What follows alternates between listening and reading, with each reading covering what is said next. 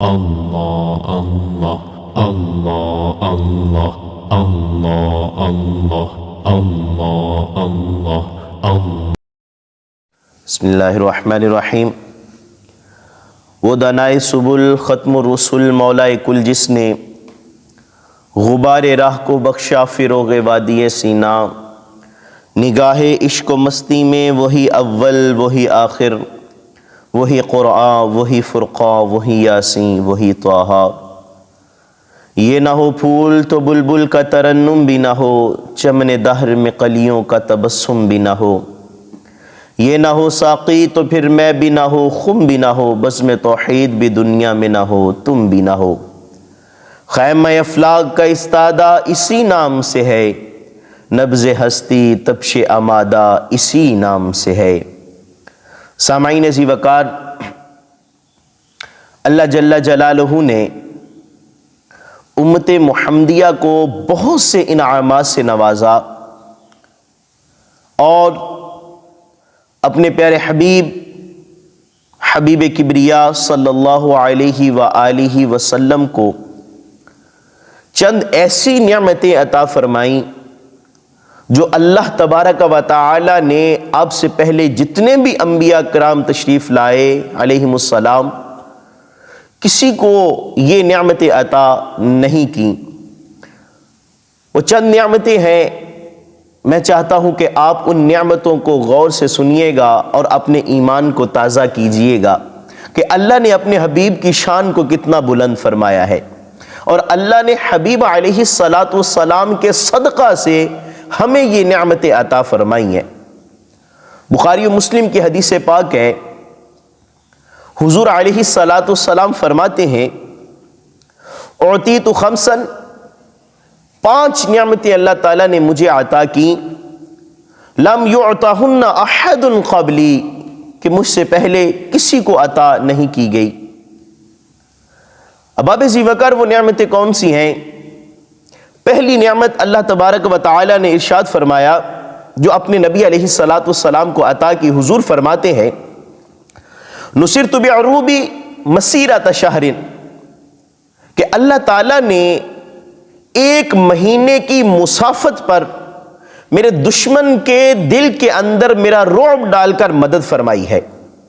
یعنی کہ حضور علیہ السلام کا دشمن 1 مہینے کی مسافت پر کیوں نہ ہو، تو اللہ تبارک و تعالی نے اس کے دل کے اندر حضور علیہ السلام کا رعب ڈال دیا ہے اور حضور علیہ السلام کی مدد فرمائی ہے۔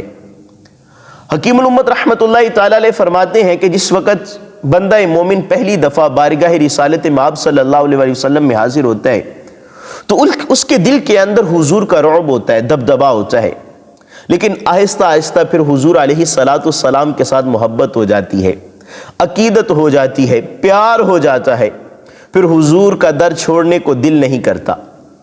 اور دوسری نعمت جو اللہ تبارک و تعالی نے اپنے حبیب علیہ السلام کو عطا کی، دوسری نعمت، حضور علیہ السلام فرماتے ہیں، وَجُعِلَتْ لِيَ الْأَرْضُ مَسْجِدًا وَطَهُورًا، فرمایا کہ اللہ تبارک و تعالی نے پوری روئے زمین کو میرے لیے مسجد اور پاک بنا دیا ہے۔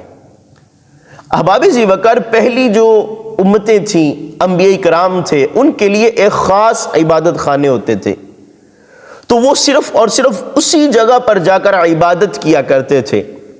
لیکن اللہ تبارک و تعالی نے اپنے حبیب علیہ السلام کے لیے پوری روئے زمین کو مسجد بنا دیا ہے۔ حضور علیہ السلام فرماتے، ایما رجل من امتی ادرکتہ الصلاۃ فلیصل، فرمایا کہ میرا امتی جہاں پر بھی ہو نماز کا وقت پالے تو چاہیے وہاں پر ہی نماز پڑھ لے۔ یعنی کہ پوری روئے زمین کو پاک کر دیا، اور اسی کے ضمن کے اندر تیمم بھی آتا ہے۔ پہلی امتوں میں تیمم نہ تھا، مٹی سے وہ پاکی حاصل نہ کر سکتے تھے، اور یہ شرف اور یہ عظمت اللہ تبارک و تعالی نے اپنے حبیب علیہ السلام اور آپ کے صدقہ سے آپ کی امت کو عطا فرمائی ہے کہ وہ اگر پانی نہ پائے تو مٹی سے بھی پاکی حاصل کر سکتا ہے۔ یہ 2 چیزیں ہو گئیں، 2 نعمتیں ہو گئیں۔ تیسری نعمت جو حضور علیہ السلام کو عطا کی، حضور علیہ السلام فرماتے ہیں، وَأُحِلَّتْ لِيَ الْمَغَانِمُ، اللہ تبارک و تعالی نے میرے لیے غنیمتوں کو حلال کر دیا ہے۔ پہلی امتیں جس وقت جہاد کیا کرتی تھیں تو جو بھی مال وہ لے کے آتے تھے، جو بھی مال ان کے پاس آتا تھا وہ مال غنیمت کہلاتا تھا۔ تو وہ امتیں کیا کرتی تھیں، اس مال کو پہاڑ کی چوٹی پر رکھ دیتے، غیبی آگ آتی تو وہ اس مال کو کھا جاتی۔ اگر اس مال کے اندر تھوڑا سا بھی غبن ہوتا یا تھوڑا سا بھی اس مال سے چھپایا ہوتا کسی نے تو وہ آگ نہ آتی تھی۔ تو پہلی امتیں اس طرح کیا کرتی تھیں۔ قربانی کا گوشت بھی ان کے لیے ایسا تھا، قربانی کرتی، قربانی کا گوشت پہاڑ کی چوٹی پر رکھ دیتے تو غیب سے آگ آتی تو وہ کھا جاتی تھی۔ لیکن حضور علیہ السلام کو اللہ تبارک و تعالی نے یہ نعمت عطا فرمائی ہے کہ آپ کے صحابہ یا آپ کی امت کے لوگ جہاں پر بھی جائیں جہاد کے لیے، جو بھی مال ان کو ملے وہ مال غنیمت مجاہدوں کے اندر تقسیم کیا جائے گا۔ وہ پہاڑوں پر نہ رکھا جائے گا کہ غیبی آگ آئے گی پہلی امتوں کی طرح، نہ۔ حضور فرماتے کہ یہ ہمارے لیے حلال کر دیا ہے مال غنیمت، اور یہ حضور علیہ السلام کے صدقہ سے ہی ملا ہے۔ اور حضور علیہ السلام کی امت کے اندر قربانی کا گوشت اگر کوئی قربانی کرتا ہے وہ خود بھی کھا سکتا ہے، دوسروں کو بھی کھلا سکتا ہے۔ یہ حضور کے صدقہ سے ہمیں تمام نعمتیں ملی ہیں۔ اور اگلی نعمت، چوتھی نعمت، حضور علیہ السلام فرماتے ہیں وَأُعْطِيتُ الشَّفَاعَةَ، اور سب سے پہلے جو شفاعت یعنی بڑی شفاعت ہوگی وہ مجھے عطا کی گئی ہے۔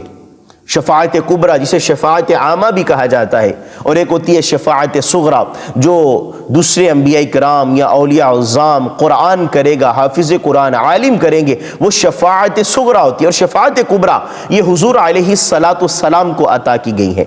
سب سے پہلے جو حشر کے میدان میں اللہ کی بارگاہ میں شفاعت کریں گے وہ آپ کے اور میرے پیارے آقا صلی اللہ علیہ وآلہ وسلم ہوں گے۔ آپ کے بعد شفاعت کا دروازہ حضور علیہ السلام ہی کھولیں گے، آپ کے بعد پھر دوسرے انبیاء کرام، پھر حضور علیہ السلام کی امت کے جو ولی ہوں گے وہ کریں گے، جو حافظ قرآن ہوں گے، جو عالم ہوں گے وہ اب جو ہے وہ شفاعت کریں گے۔ اور پانچویں نعمت، آخری نعمت، حضور علیہ السلام جو اس حدیث پاک کے اندر آئی ہے، حضور علیہ السلام نے فرمایا پانچویں نعمت جو مجھے عطا کی گئی ہے، فرمایا وقال النبی یبعث الی قومہ خاصۃ وبعثت الی الناس عامۃ۔ حضور فرمایا کہ پہلے جو نبی آئے وہ خاص قوم کے لیے ہوتے تھے، خاص قوم کے اندر مبعوث کیے جاتے تھے، لیکن حضور فرماتے ہیں وَبُعِثْتُ إِلَى النَّاسِ عَامَّةً، لیکن میں سارے انسانوں کی طرف نبی بنا کے بھیجا گیا ہوں۔ یعنی تمام انسانوں کو قیامت تک جتنے بھی لوگ آئیں گے، جہاں کہیں جس علاقے میں، جس شہر میں، جس جگہ بھی ہوں گے، حضور علیہ السلام ان تمام کے لیے نبی بن کے آئے۔ یہ خاص اللہ تبارک و تعالی نے صرف اور صرف اپنے پیارے حبیب صلی اللہ علیہ وآلہ وسلم کو ہی عطا فرمائے ہیں۔ آپ کے علاوہ آپ سے قبل جتنے بھی انبیاء کرام آئے اللہ تبارک و تعالی نے یہ نعمتیں انہیں عطا نہیں کی۔ اور یہ ساری کی ساری جو نعمتیں ہیں وہ ہمیں حضور علیہ السلام کے وسیلہ سے ہی ملی ہے۔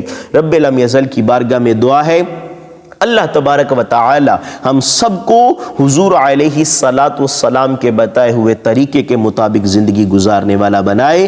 وما علیہ الا البلاغ المبین۔ اللہ اللہ اللہ اللہ اللہ اللہ اللہ اللہ